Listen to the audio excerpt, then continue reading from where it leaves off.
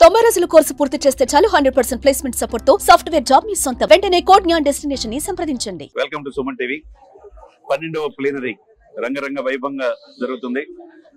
మండు టెండర్ కూడా లెక్క చేయకుండా లక్షలాది మంది జనం వస్తున్నారు. మన ముందున్నారు. మొదటి నుంచి కూడా పవన్ కళ్యాణ్ గారితో వెన్నంటి నడిచి మంగళగిరి నుంచి ఒక చేనేత కార్మికుడి స్థాయి నుంచి ఈ రోజున జనసేన పార్టీ చేనేత విభాగానికి చైర్మన్ గా ఉన్నారు. అదేవిధంగా medical infrastructure corporation of Andhra Pradesh కి చైర్మన్ గా ఉన్నారు చిల్లపల్లి శ్రీనివాస్ గారు. మనతో ఉన్నారు. ముందు 10వ ప్లీనరీ ఇప్పటం, 11 మచిలీపట్నం, 12 పిఠాపురం. ఎక్కడ దశాబ్దన్నర పైనే నాయకుడు విజయం సాధించలా. ఫస్ట్ టైం విజయోత్సవంతో దేశ రాజకీయాలను శాసించే పరిస్థితుల్లో మీ నాయకుడు పవన్ కళ్యాణ్ గారు ఉన్నారు. అంటే గెలుపు అనేది లేకుండా ఓటమిని మీరు ఇన్నాళ్ళు భరించారు. ఎలా నాయకుళ్ళు పవన్ కళ్యాణ్ గారికి వెనక అంటే ఇటువంటి రాజకీయాలు దశాబ్దాల తరబడి అనే పార్టీలు ఉన్నాయి. జనసేన పార్టీని ఎంచుకోవడంలో మీ ఆంతర్యం ఏంటి? దాదాపు దశాబ్ద కాలం పోరాటం పవన్ కళ్యాణ్ గారు చేయటానికి సిద్ధపడి ఆయన ఒక స్లోగన్ ఇచ్చారు అప్పట్లో.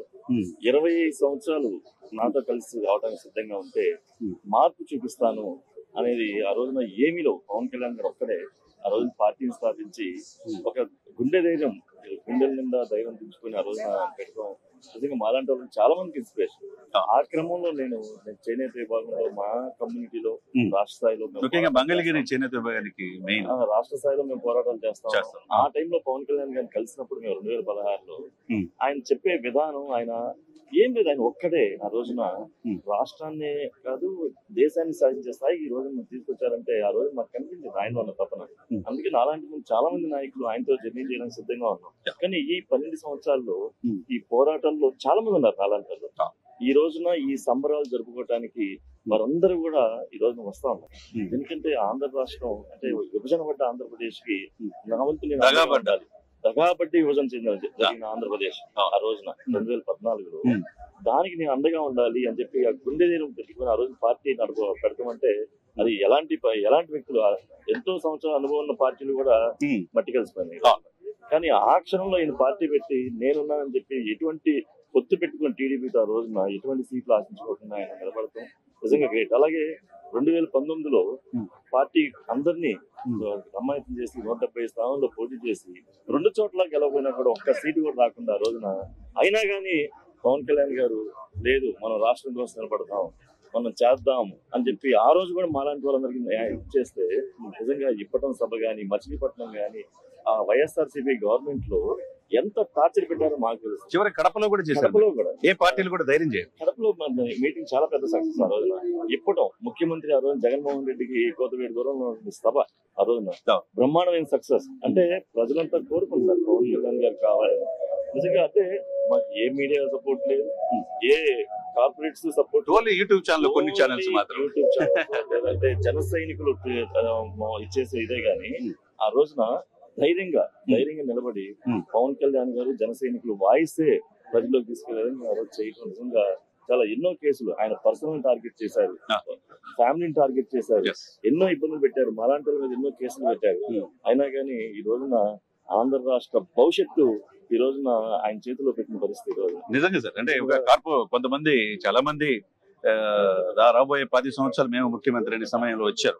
5 సంవత్సరాలనే సంక్షేమం మోటను అభివృద్ధి మర్చిపోయేతలకి 150 నుంచి 11 సీట్లకి పరిమితం చేశారు.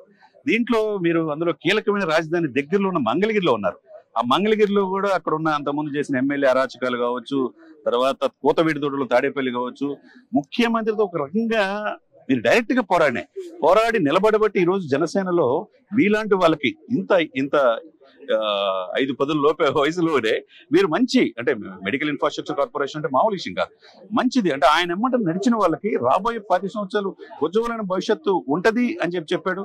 అదే సమయంలో మీరు ఆయనతో పాటు దాదాపు ఎన్ని సంవత్సరాలు జర్నీ చేశారండి? 2016 నుంచి ఆయనతో 9 సంవత్సరాలు ఎటువంటి పదవులు లేకుండా చేశారు. అనేక ప్రభుత్వ ఒత్తిళ్లున్నా, కేసులు పెట్టినా నిజంగా అంటే నేటి తరం రాజకీయాల్లో కూడా సార్ ఇప్పుడు జాయినింగ్ కూడా నిన్న కాక మన ఒంగోలు నుంచి 20 మంది కార్పొరేట్లు, తిరుపతి నుంచి 8 కార్పొరేట్లు, విజయవాడ నుంచి, ఉత్తరాంధ్ర నుంచి, అరకు, పాడేరు నుంచి ఎక్కడ ఒక ప్రాంతం అనేది లేదు. ఈ విధంగా వలసలు అంటే అందరి చూపు జనసేన వైపు ఉన్నాయి. అంటే ఉజ్వలమైన భవిష్యత్తు జనసేనలో ఉంటది అనేది మీరు అనుకుంటున్నారా? తప్పకుండా. ఎందుకంటే ఈ రోజు మనం చూస్తున్నాం ఆయన నడవడిక, ఆయన నిజాయితీ. స్వయంగా ఇండియాకి, భారతదేశానికి ప్రధానమంత్రి, మూడోసారి ప్రధానమంత్రి మోడీ గారే ఆయన అభినందించిన తీరు, ఆయన నిజాయితీ, ఆయన క్రమశిక్షణ, ఆయన పాలసీస్, మనం ప్రజలకి బాధ్యతగా నిలబడ్డాం. ఈ రోజు మనకి అప్పచెప్పారు పదవి, మనం చాలా బాధ్యతగా ఉండాలి. మా అందరినీ కూడా సమాయత్తం చేసి ఈ రోజున ఒక చిన్న బీసీ కమ్యూనిటీ చెందిన వాడిని నేను. ఈ రోజు మరి నాకు ఒక మెడికల్ కార్పొరేషన్ లో చైర్మన్ ఇచ్చారంటే మేము ఎప్పుడు ఆశించలేదు, అడగలేదు. కానీ ఆయన గుర్తించి ఎప్పుడు కూడా చెప్తుంటారు, పదవులు ముఖ్యం కాదు, మనకి పని చేయడం కావాలి, మన పదవుల కోసం పని చేయొద్దు అని చెప్పి చాలా మంచి మంచి విషయాలు చెప్తా ఉండేవారు. ఈ రోజున రాష్ట్రంగా ప్రపంచం ఆయన చూస్తుంది. పవన్ కళ్యాణ్ అనే వ్యక్తి కాదు, శక్తి అని చెప్పి ఈ రోజున ఎంత గొప్పగా చూస్తుందంటే నిజంగా మేము అందులో భాగస్వాములైనందుకు నాకు నిజంగా చాలా హ్యాపీగా ఉంది. ఈ రోజున ఎక్కడ చాలా మంది చాలా రకాలుగా ఎక్కడా గెలవని వ్యక్తి ఈ రోజున 21 ఎమ్మెల్యేలని ఆయనతో పాటు 164 సీట్లు, ఆయనతో పాటు 163 సీట్లు గెలిపించారు. తర్వాత 21 మంది ఎంపీలు గెలిపించారు. ఈ విజయం దేశ చరిత్రలోనే ఒక రోల్ మోడల్ గా మారిపోయాడు పవన్ కళ్యాణ్. మీరు అన్నట్టు ఈయన రాష్ట్ర సంపద కాదు, ఈ రోజు దేశ సంపద అయిపోయాడు. మీరు అన్నట్టు జాతీయ భావజాలంతో మోదీ గారు ఎలా ఉన్నారు, ఆయన అడుగు జాడల్లో 100% సక్సెస్ రేట్ తో ముందుకెళ్తున్నారు.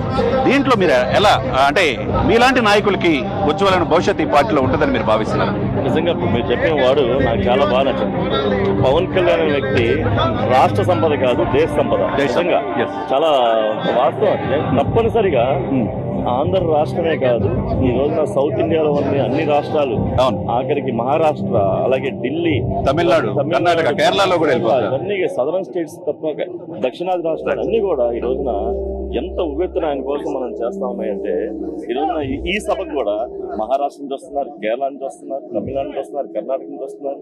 సరే, ఎప్పుడైతే 100 కోట్ల మంది హిందువులకు ప్రతినిధిగా హిందూ సనాతన ధర్మ పరిరక్షణ బోర్డు ఏర్పాటు చేయాలన్నారు, ఫస్ట్ టైం అనేక మఠాధిపతులు, పీఠాధిపతులు, స్వామీజీలు ఉన్న ఈ దేశంలో ఎవరు ఆ ధైర్యం చేయాల, నాకు పదవులు ముఖ్యం కాదు, నా పార్టీ కాదు ముఖ్యం, నా 100 కోట్ల మంది హిందువులు ప్రతినిధి అని చెప్పి అనుకున్నాడు. కాబట్టి ఈ రోజు దేశ మోదీ సరసన పవన్ గారు తుఫాన్ అన్నాడు. అటువంటిది ఎవరికి ఉంటుంది సార్? ఈ దేశంలో ఏ ముఖ్యమంత్రికి లేదు. ఎందుకంటే ఈ రోజున ఆయన ఒకటే చెప్తాడు, నీ మతాన్ని ఆచరించు, పరమతాన్ని గౌరవించు. ప్రతిసారి అది చెప్తారు, పరమతాన్ని గౌరవించు, నీ మతాన్ని ఆచరించు. కానీ తన మతానికి ఏదైనా ఇబ్బంది కలిగిన రోజున ఈ రోజున హిందూ ధర్మం నిలబడాలని చెప్పి ఆయన నిలబడతాం నిజంగా హ్యాట్స్ ఆఫ్. మీరు చెప్పినట్టు ఎంతమంది మఠాధిపతులు, పీఠాధిపతులు ఎవరు కూడా వాయిస్ రాలేదు. ఈ రోజున మీరు 100 కోట్ల మంది హిందువుకి ఆయన ప్రతినిధిగా అయ్యారు. ఈ రోజున ఇక్కడ పిఠాపురంలో జరుగుతున్న మినీ కుంభమేళా లాగా జరుగుతుంది. అలాంటి స్లోగన్ తో అంటే అలాంటి భావం కలుగుతుంది మాకు. ఇంతమంది ఎక్కడెక్కడి నుంచో వస్తుంటే నిజంగా మొన్నే జరిగింది పెద్ద మహాకుంభమేళా. ఇక్కడ జనసేన పార్టీ మినీ కుంభమేళా ఇక్కడ జరగబోతుంది. థ్యాంక్ యూ శ్రీనివాస్ గారు, మీకు ఉజ్వలమైన రాజకీయ భవిష్యత్తు ఉండాలి మనస్ఫూర్తిగా సుమన్ టీవీ. Thank you.